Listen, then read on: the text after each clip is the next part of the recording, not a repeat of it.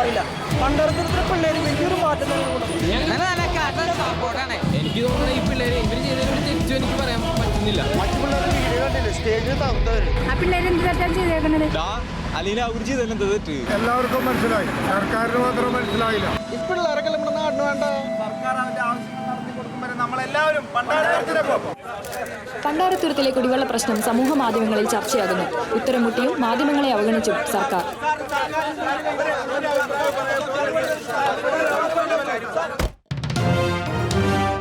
നമസ്കാരം, prime time ബുള്ളറ്റിനിലേക്ക് സ്വാഗതം.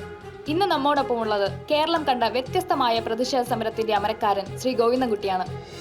നമസ്കാരം ഗോവിന്ദൻകുട്ടി. നമസ്കാരം.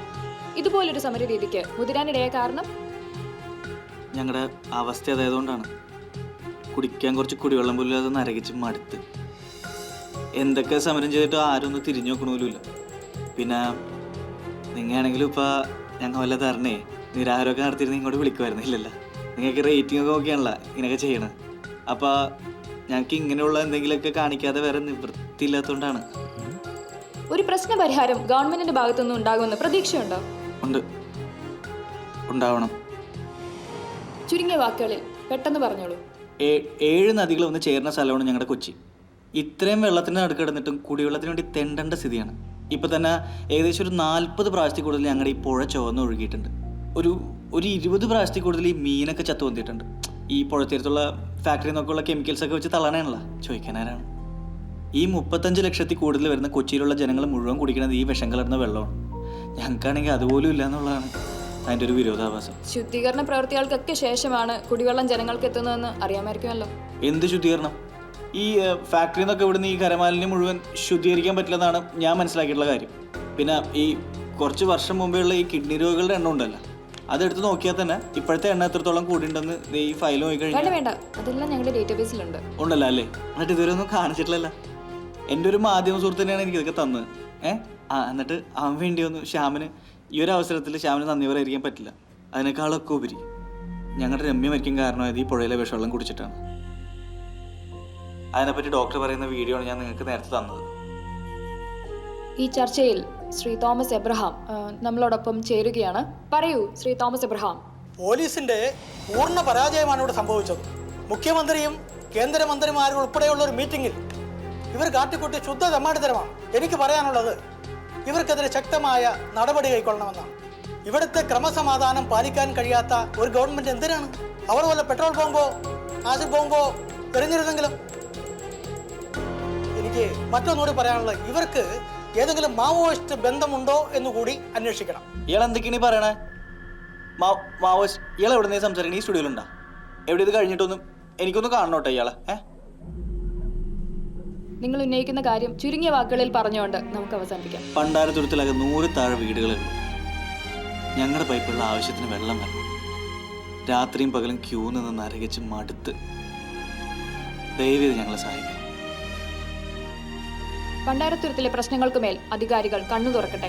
ഇത് പണ്ടാരത്തുരത്തിന്റെ മാത്രം പ്രശ്നമല്ല. കേരളത്തിൽ അങ്ങോളം ഇങ്ങോളം വെള്ളം കിട്ടാത്ത എത്ര സ്ഥലമുണ്ടെന്ന് അറിയാം നിങ്ങൾക്ക്? ഈ വെള്ളമില്ലായ്മ എന്ന് പറയുന്നത്, ഈ വരൾച്ച എന്ന് പറയുന്നത് ഒരു റിയാലിറ്റിയാണ്. ഇതൊരു സത്യമാണ്. അതെല്ലാവരും മനസ്സിലാക്കണം. ഇതാദ്യം അംഗീകരിക്കുന്നതോടെ ഇതിനൊരു പരിഹാരം ഉണ്ടാവുള്ളൂ. കുടിക്കാനുള്ള വെള്ളം എന്ന് പറയുന്നത് മനുഷ്യന്റെ അടിസ്ഥാനപരമായ ആവശ്യമാണ്. അത് ഞങ്ങൾക്ക് കിട്ടണം.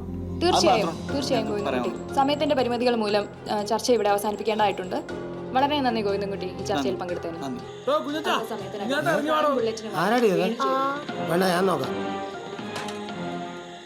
നിങ്ങളാണ് എന്താണ് സമയത്ത്? എന്താണ് നിങ്ങൾ ടി വിയിൽ അവന്റെ വളവളന്ന് വർത്താനം കേട്ടോണ്ടിരുന്നിട്ട് ഒരു കാര്യമില്ല. അതുകൊണ്ട് ഇവിടെ ഒരു മാറ്റം ഉണ്ടാവാനും പോലില്ല. അല്ല ആ കാര്യങ്ങളൊക്കെ ഞാൻ നോക്കിക്കോളാം. ഈ വീടും പറയുമ്പോ ഇപ്പൊ വിൽക്കാൻ വലിയ താല്പര്യമൊന്നുമില്ല. നിങ്ങൾ നിങ്ങളുടെ പാട്ടിൽ പോകും. പാടി നാളെ ഇല്ല ഊളെ പറഞ്ഞ വാക്ക് മാറ്റി പറഞ്ഞിട്ട് ന്യായം പറയണം. അല്ല അഡ്വാൻസ് വാങ്ങിച്ചപ്പോ ഈ കഴപ്പൊന്നും കണ്ടില്ലല്ലോ. ഒന്ന് നിർത്തിക്കണോ? നിന്നോട് മേടിച്ച പൈസ ഒരാഴ്ചക്കുള്ളിൽ തിരിച്ചു വരും. ഈ വീടും പറമ്പിക്കാൻ എനിക്ക് സൗകര്യമില്ല. നീ കൊണ്ട് കേസ് കൊടുക്കും. തനിക്കെന്നാണ് കണ്ടാമൃഗത്തിന് തൊലിക്കെട്ടിയ മറ്റുള്ളവന്റെ കാശ് വാങ്ങിച്ച് നാണുമാനില്ലാത്ത കൂട്ടർ നമുക്ക് കാണാടോ. തനിക്ക് എന്നെ ശരിക്കും അറിയാൻ പാടില്ല കേട്ടോ. താനെന്നെ ഓലപ്പാമ്പ് കാണിച്ച് ഓലത്തൂന്നല്ലേ? എടോ ഒരു വെള്ള പേപ്പറിൽ കൂടെ ഒപ്പിടിപ്പിക്കാനുള്ള തനിക്ക് ഞാൻ അഡ്വാൻസ് ഉണ്ടാക്കി തന്നെ. നല്ലോണം മാറ്റി നക്കിയിട്ട് വീട്ടിൽ നിന്ന് ഇറങ്ങിയപ്പോ പറയുന്നത് നാറി. തനിക്ക് എന്നെ നേരെ ചെയ്യാൻ പാടില്ലഞ്ഞിട്ടാ. തന്നെ കൊന്നാലും ഇവിടെ ആരും ഒരു കോപ്പ് എന്നോട് ചോദിക്കാൻ പാടില്ല, മനസ്സിലാടാ? പിന്നെ എന്നെ കുറിച്ച് തനിക്ക് അറിഞ്ഞുകൂടാ. എനിക്ക് ഇവിടെ എന്തൊക്കെ ചെയ്യാൻ പറ്റുമെന്ന് തനിക്ക് അറിഞ്ഞുകൂടാ, മനസ്സിലായ? കുടലും കൊണ്ട പുറത്തിടും ഞാൻ. നാളെ രാവിലെ ഞാൻ ഇങ്ങോട്ട് വരും, പേപ്പർ മറ്റുമായിട്ട് ഒപ്പിട്ട് തന്നേക്കണം. പറഞ്ഞതുപോലെ ചെയ്തോ, വെറുതെ പ്രശ്നത്തിലേക്കണ്ട. അവന് നട്ടപ്രാന്താണ്. അതാ പറ സാറേ. ശരി സാറേ.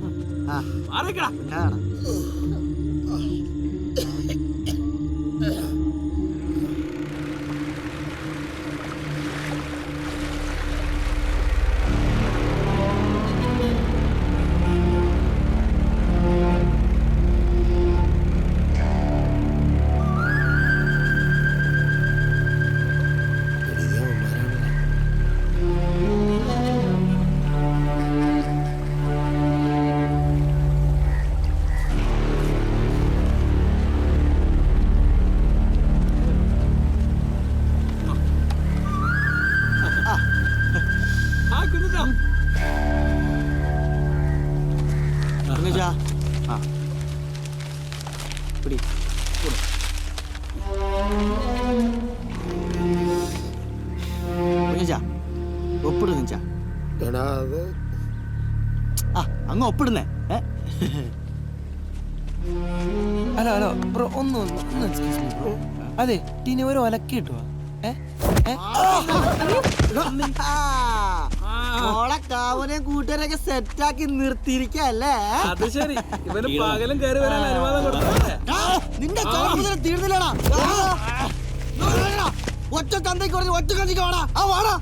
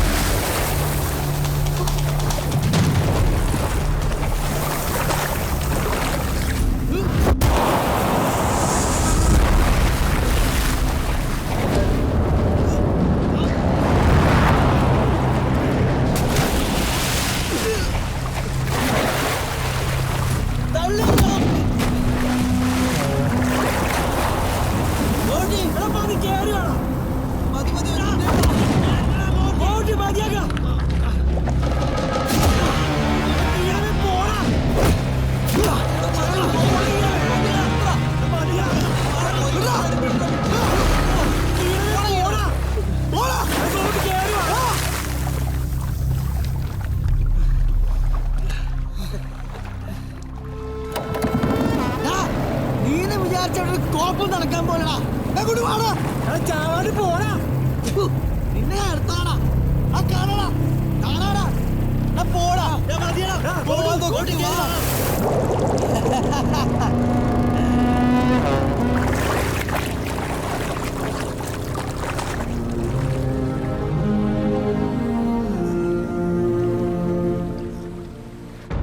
ജനങ്ങളുടെ പ്രശ്നങ്ങൾ പരിഹരിച്ച് വികസന പ്രവർത്തനങ്ങൾ നടത്തുന്ന ഗവൺമെന്റാണിത്. പണ്ടാരത്തുരുത്തിൽ കുടിവെള്ളക്ഷാമം എത്രത്തോളം ഭീകരമാണെന്ന് തിരിച്ചറിഞ്ഞ് തുരുത്തിലേക്കുള്ള കുടിവെള്ള വിതരണത്തിന്റെ തോത് വർദ്ധിപ്പിക്കാനും തകരാറ് പറ്റിയ ലൈനുകൾ മാറ്റിസ്ഥാപിക്കാനും ധാരണയായിട്ടുണ്ട്.